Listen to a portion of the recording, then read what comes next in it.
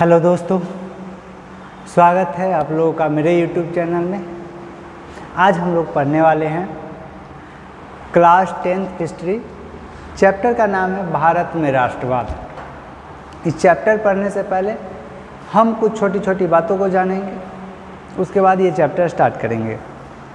सबसे पहली बात, अगर किसी को भी अगर कुछ चीज़ों के बारे में पता लगानी है तो उनको सबसे पहले उनके बैकग्राउंड में जानना चाहिए।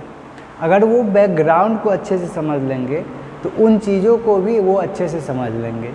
तो इसलिए हम लोग भारत में राष्ट्रवाद ये चैप्टर समझने से पहले इनके बैकग्राउंड को चलते हैं, बैकग्राउंड में चलते हैं। तो सबसे पहला बात, हम पढ़ने वाले हैं भारत में राष्ट्रवाद।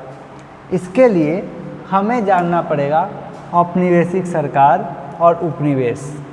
दो चीज़ें पढ़ने पड़ेंगे, औपनिवेशिक सरकार और उपनिवेश। पहला बात, औपनिवेशिक सरकार किसे कहते हैं?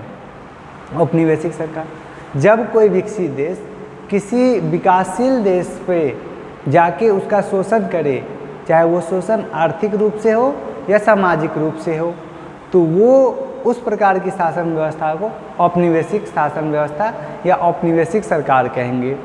पहला बात ये समझ में आया, औपनिवेशिक सरकार समझ में आया। दूसरी बात, मान लो एक बड़ा सा देश है ए, ये और एक छोटा सा देश है बी। ये इस देश पे जाके अपना शासन, इसका आर्थिक मतलब ए जो है, ए देश जो है बी देश पे जाके अपना शासन स्थापित कर लिया है, बी को शोषित कर रहा है। तो बी में जो शासन व्यवस्था होगा उस शासन व्यवस्था को कहेंगे औपनिवेशिक शासन व्यवस्था, और बी जो होगा वो ए का उपनिवेश कहलाएगा। ए का क्या कहलाएगा? उपनिवेश कहलाएगा। फॉर एग्जाम्पल में ठीक हम लोग चलते हैं 19वीं शताब्दी में। 19वीं शताब्दी में क्या हुआ था? 19वीं शताब्दी में भारत का एग्जाम्पल और ब्रिटेन का एग्जाम्पल लेते हैं। ब्रिटेन एक विकसित देश था और भारत एक विकासशील देश था। ब्रिटेन ने क्या किया? भारत पे आके व्यापार के बहाने आया और भारत पे अपना कब्जा कर लिया और भारत को आर्थिक रूप से शोषण करने लगा और भारत में एक तरह का सरकार बना दिया। तो भारत में जो ब्रिटेन का शासन व्यवस्था था, ब्रिटेन का सरकार था, अंग्रेज़ों का सरकार था, तो अंग्रेज़ों के सरकार को औपनिवेशिक सरकार कहेंगे और भारत जो हो गया ब्रिटेन का उपनिवेश हो गया।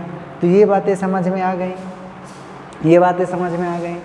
अब कोई भी, अब हम ही हैं, अब किसी कमज़ोर व्यक्ति को जाके शोषण करेंगे तो वो उनका मन तो नहीं होगा जो आओ मुझे मारो, मुझे गाली दो, मेरा सामान छीन लो, है ना।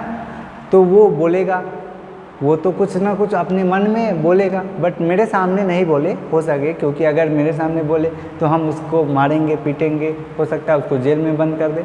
तो इसलिए वो नहीं बोलेगा, डर के नहीं बोलेगा। मगर उनके मन में एक भावना तो रहेगी, असंतोष की भावना, जो ये हमारे साथ गलत कर रहा है, कभी मौका मिले तो हम इसको मार के अपने घर से भगा देंगे, है ना। तो इस प्रकार की भावना रहेगी, असंतोष की भावना धीरे धीरे विकसित होगी। और फिर किसी दिन ऐसा होगा जो मान लो उसके अंदर बहुत ज़्यादा असंतोष की भावना, बहुत ज़्यादा गुस्सा आ जाएगा मेरे खिलाफ, जो ये गधा है, ये बैल है, ये अब हो गया, अब हम सह लिए, अब इसको मार के भगा देंगे अपने घर से, है ना। तो वो क्या करेगा? अब जीते चाहे नहीं जीते, अब वो मुझसे लड़ाई कर लेगा, है ना। तो ये असंतोष की भावना जब जगती है तो, और वो असंतोष की भावना जिसके खिलाफ व्यक्त करती है, तो वो असंतोष की भावना को ही विद्रोह कहते हैं। समझ में आया? विद्रोह।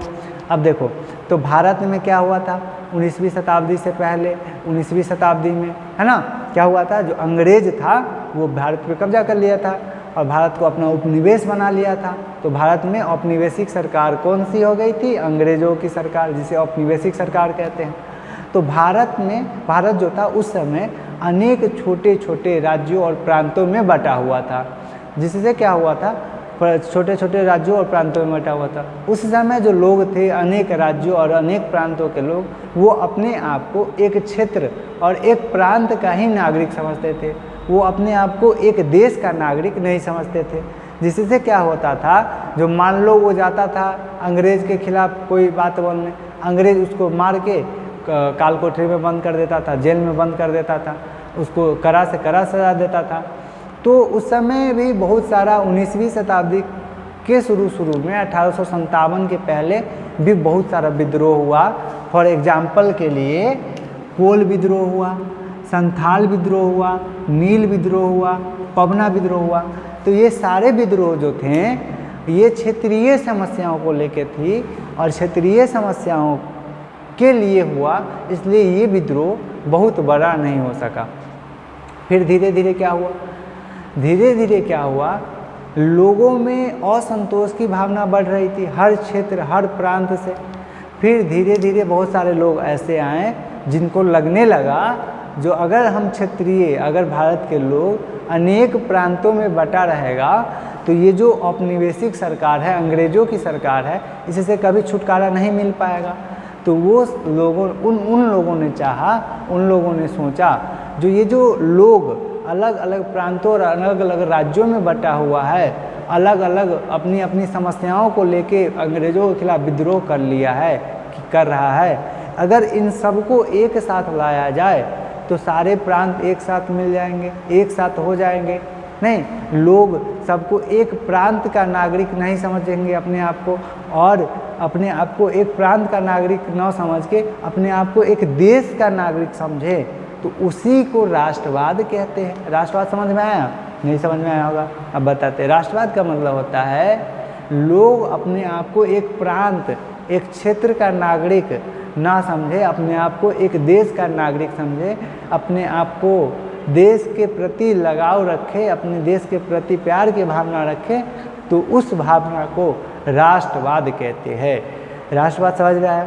अब राष्ट्रवाद के उदय के प्रमुख 2-4 कारणों पे हम लोग बात करते हैं। तो राष्ट्रवाद के जो प्रमुख उदय के जो प्रमुख कारण था उसमें था अंग्रेजी साम्राज्यवाद के विरुद्ध असंतोष। अंग्रेज जो थे भारत को शोषण कर रहा था, भारत के लोगों से ज़बरदस्ती कोई काम करवाता था, नील की खेती नहीं, कपास की खेती और भी सारी बहुत सारे चीज़ें ऐसी थी जो उनके विरुद्ध करवाता था, उनके भावनाओं के विरुद्ध करवाता था। तो लोगों में असंतोष की भावना बढ़ रही थी अपने औपनिवेशिक शासन के विरुद्ध। तो पहला कारण ये था। दूसरा कारण था आर्थिक कारण। भारत में जब अंग्रेज आए तो उससे पहले भारत में अनेक छोटे छोटे लघु और कुटीर उद्योग हुआ करते थे।